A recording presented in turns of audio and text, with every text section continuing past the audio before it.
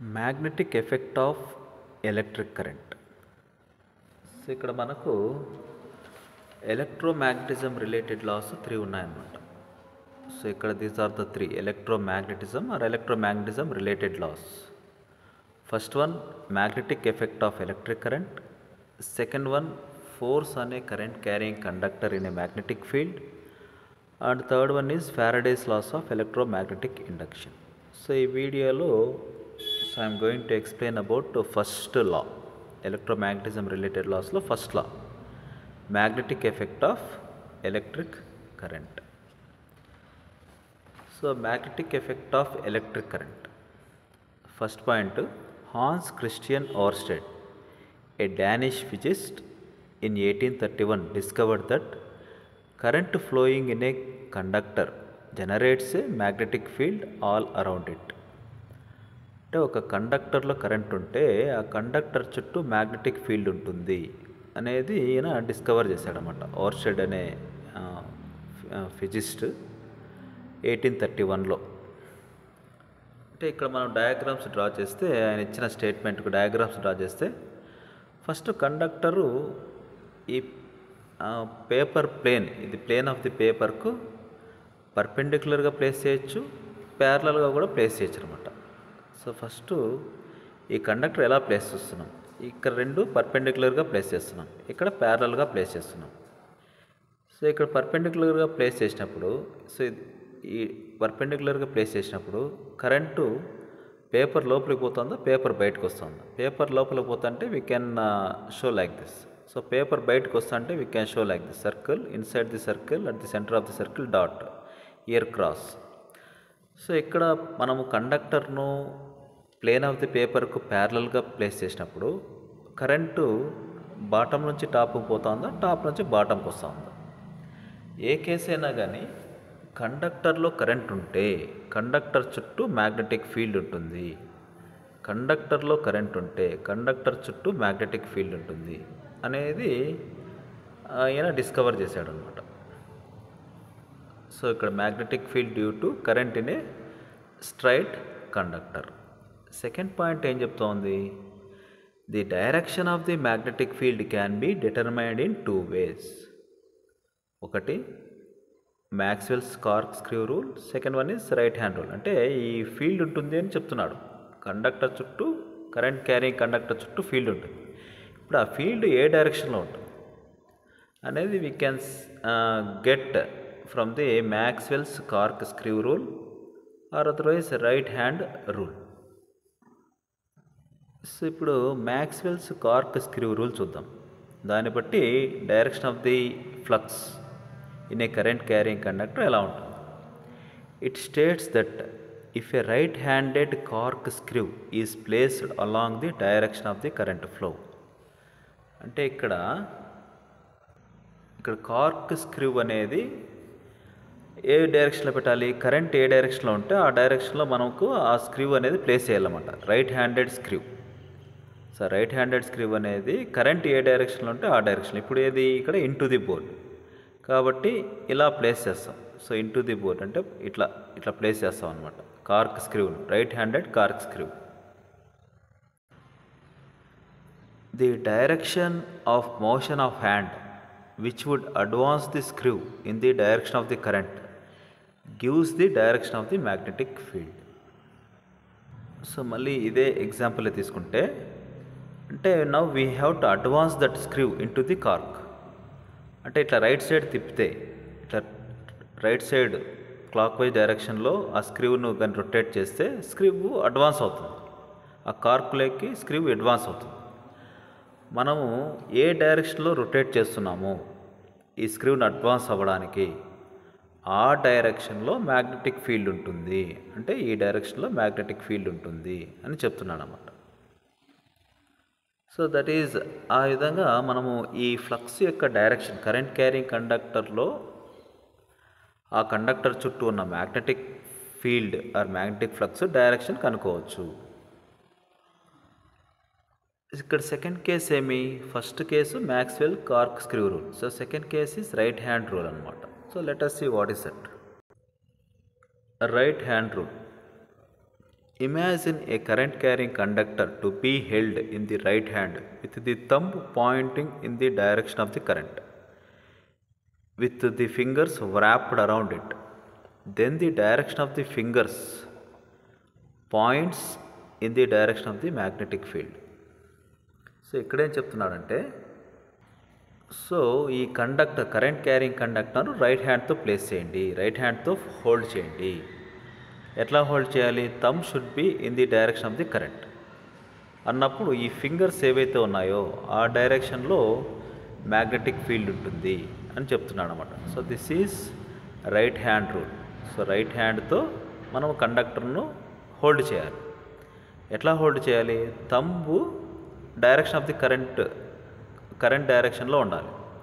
ఉన్నప్పుడు ఈ ఫింగర్స్ ఏవైతే రిమైనింగ్ ఫింగర్స్ ఏవైతే ఉన్నాయో ఆ డైరెక్షన్లో, ఆ వ్రాప్డ్ అరౌండ్ ది కండక్టర్, ఆ డైరెక్షన్లో ఫ్లక్స్ ఉంటుంది, ఫీల్డ్ ఉంటుంది, మ్యాగ్నెటిక్ ఫీల్డ్ ఉంటుంది.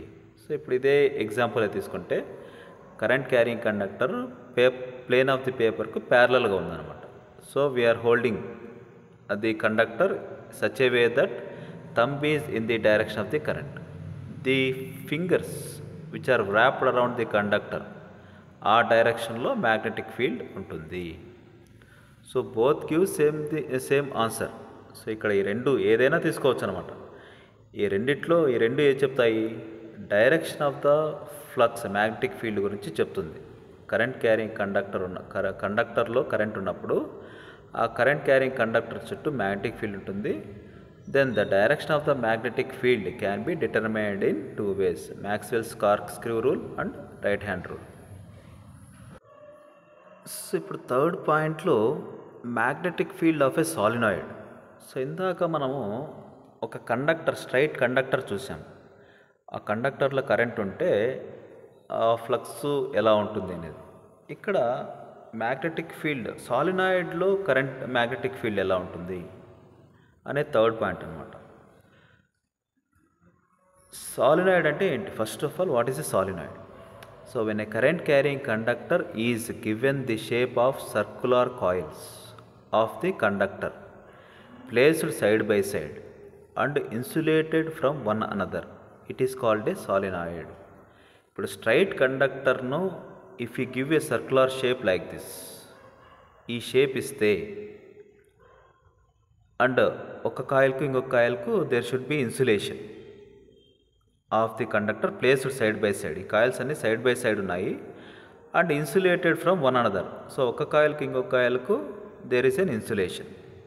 ఇలాంటి దాన్ని మనము సాలినాయిడ్ అంటాము. This is a current carrying conductor. అంటే స్ట్రైట్ కండక్టరే ఇప్పుడు సాలినాయిడ్ అయిందనమాట. ఇఫ్ యూ గివ్ దిస్ ఈ షేప్ ఇస్తే ఒక స్ట్రైట్ కండక్టర్కు దాన్ని ఇప్పుడు మనము instead of saying it is a straight conductor, we call that as a solenoid. ఇప్పుడు సాలినాయిడ్లో కరెంట్ ఉంటే then what is the magnetic field? So what is the direction of the magnetic field అనేది చెప్తున్నాడు అనమాట. Magnetic field of a solenoid. Imagine the current carrying conductor to be held in the right hand with the fingers pointing in the direction of the current, which are wrapped around it. Then the direction of the thumb points in the direction of the magnetic field. So ఇక్కడ ఎలా hold చేయాలి? So ఇక్కడ కూడా సాలినాయిడ్ను right హ్యాండ్తోనే hold చేయాలన్నమాట. So right హ్యాండ్తోనే hold చేయాలి. But ఈ fingers ఏవైతే ఈ ఫింగర్స్ ఉన్నాయో ఈ fingers should be in the direction of the current ఇప్పుడు. And the thumb is giving the direction of the flux. So if fingers should be in the direction of the current. So ఇప్పుడు ఇట్లా hold చేసాం అనుకోండి. So we are holding. So this is a solenoid. We are holding the solenoid in such a direction that ఈ fingers are giving the direction of the current. Thumb should be in the direction of the flux. Thumb gives the direction of the flux.